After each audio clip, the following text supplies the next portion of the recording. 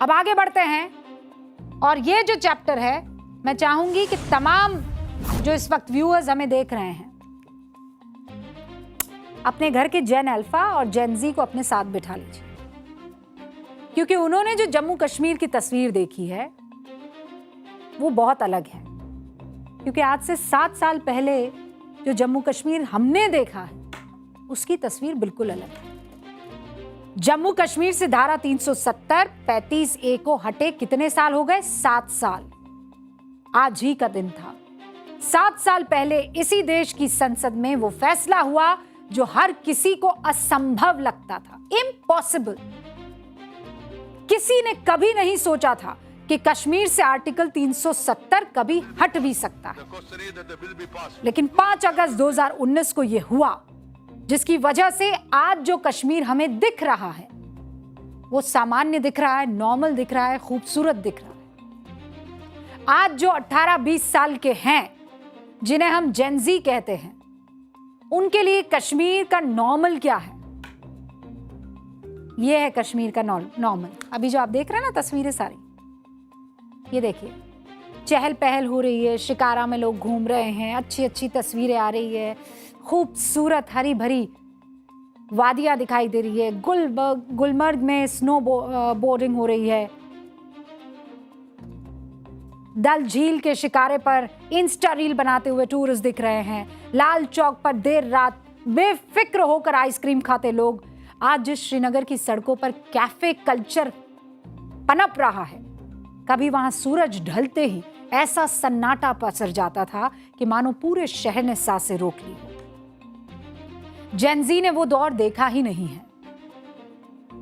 कश्मीर के बच्चे, वहां के युवा अपनी पढ़ाई के दिन स्कूल के टाइम टेबल से नहीं बल्कि अलगाववादी नेताओं के हड़ताल कैलेंडर से गिना करते थे। साल के 365 दिनों में कश्मीर के स्कूल कॉलेज लगभग 200 से 250 दिन बंद रहते थे।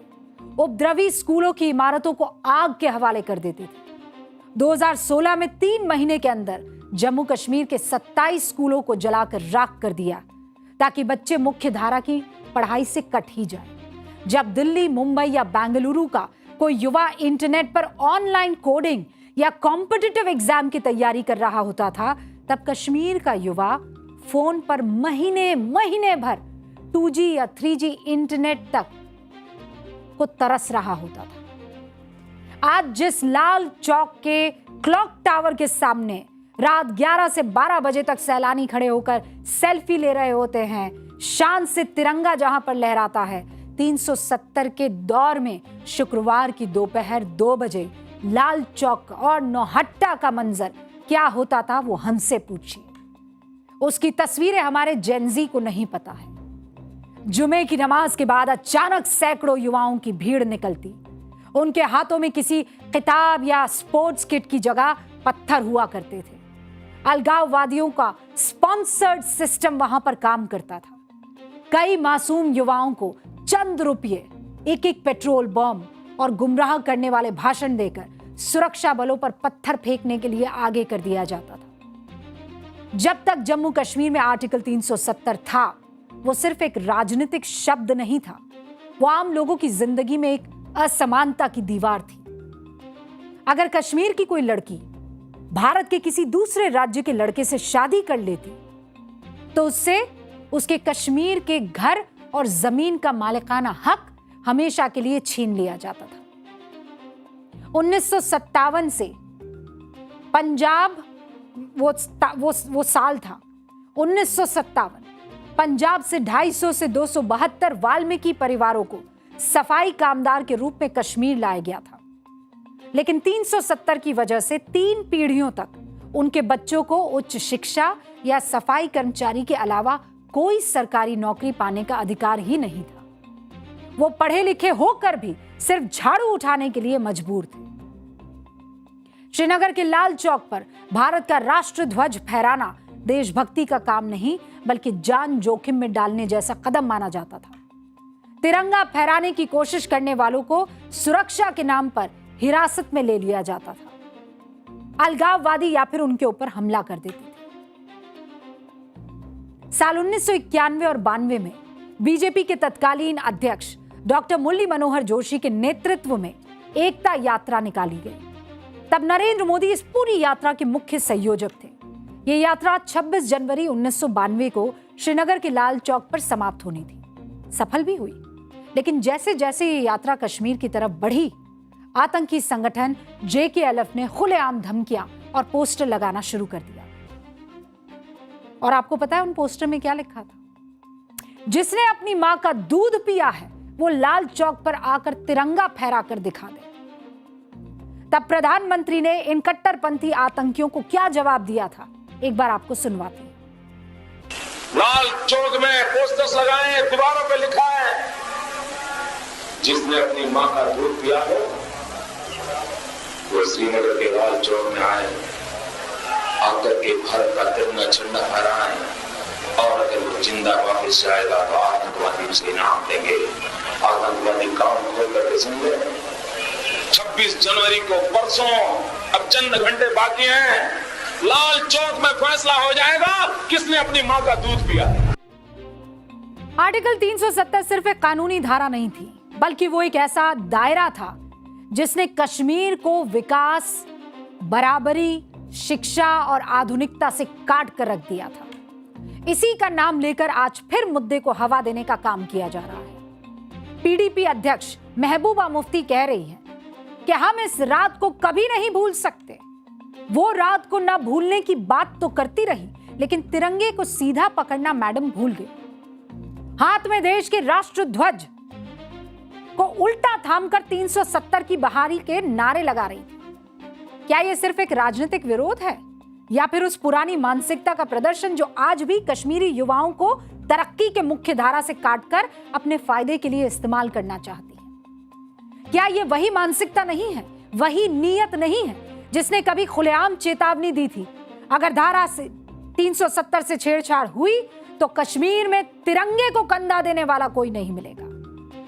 आज जो कांग्रेस और नेशनल कॉन्फ्रेंस के नेता 5 अगस्त के लिए काला दिन की तख्तियां लेकर मार्च कर रहे हैं, क्या वो भूल चुके हैं कि ये वही कश्मीर है जहां 370 से पहले 3 टियर का पंचायती राज सिस्टम पूरी तरह से लागू ही नहीं था?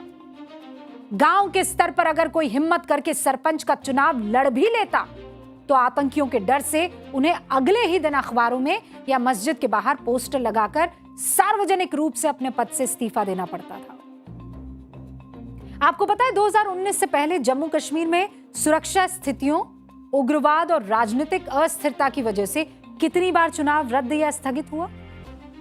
1990 से 1996 तक जम्मू कश्मीर में राष्ट्रपति शासन था।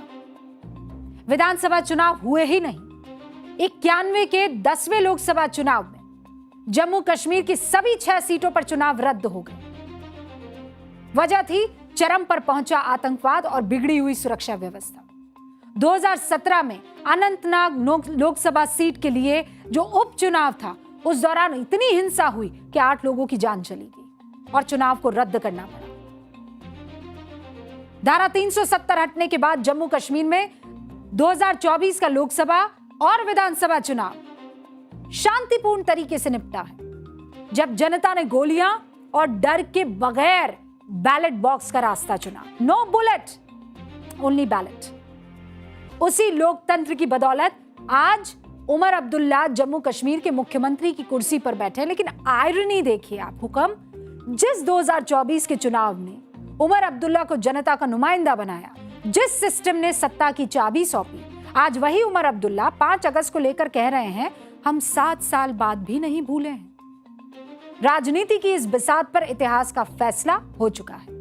धारा 370 अब बीता हुआ कल है और कश्मीर की जनता विकास, लोकतंत्र और तिरंगे के साए में आगे बढ़ चुकी है। कश्मीर में आज जो दिख रहा है वो एक सरकारी काम या रूटीन वर्क नहीं है।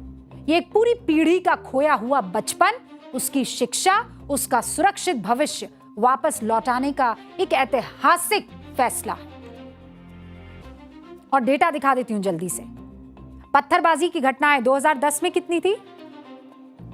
2654। 2026 में कितनी है बताइए ना, कितनी है? 0। एक पत्थरबाजी की घटना नहीं। संगठित हड़ताल या बंद 2010 में कितनी थी? 132। 2026 में कितनी है? जीरो। आतंकी घटनाएं 132। 2018 आतंकी घटनाएं कितनी है? 228। 2025 केवल 12। पर्यटन कितना बड़ा है देखिए, 16,22,000 सैलानी, और वहां 2024 में 2.5 करोड़ 2,35,00,000। बड़ा ना? प्रति व्यक्ति आय अब देख लीजिए, पहले कितनी थी 2018 और 19 में? 92,000 के आसपास। आज कितनी है? 1,68,243। ग्लोबल इवेंट 2019 से पहले कितने होते थे? अस्थिरता की वजह से चुनाव तो होते नहीं थे, ग्लोबल इवेंट होगा यहां पर। 2023 में देखिए आप, G20 टूरिज्म वर्किंग ग्रुप की मीटिंग हुई। केवल वही नहीं, बहुत कुछ हुआ। अब बिजनेस करना तो भूल ही जाओ, हो भी पाता था कि नहीं, ज्यादातर तो बंद और हड़ताल होती थी। 2025 में क्या हुआ? ईज ऑफ डूइंग बिजनेस 2025 में 5वें नंबर पर। कौन? कश्मीर। रोजगार 2019 में कितना? बहुत कम नौकरियां थी, और जो पैसा मिलता था बच्चों को वो पत्थर फेंकने वाला। और अब देखिए आप, 9,81,000 से ज्यादा स्वरोजगार के अवसर, 41,000 से ज्यादा सरकारी नौकरियां। इसीलिए जो लोग आज भी अतीत के ढर्रे पर लौटने का सपना देख रहे हैं, उन्हें यह समझ लेना चाहिए कि घाटी अब खौफ के सन्नाटे से नहीं, बल्कि अपने चमकते भविष्य के शोर से आगे बढ़ चुकी है। ये कश्मीर इस देश का ताज है, और आज वो चमक रहा है।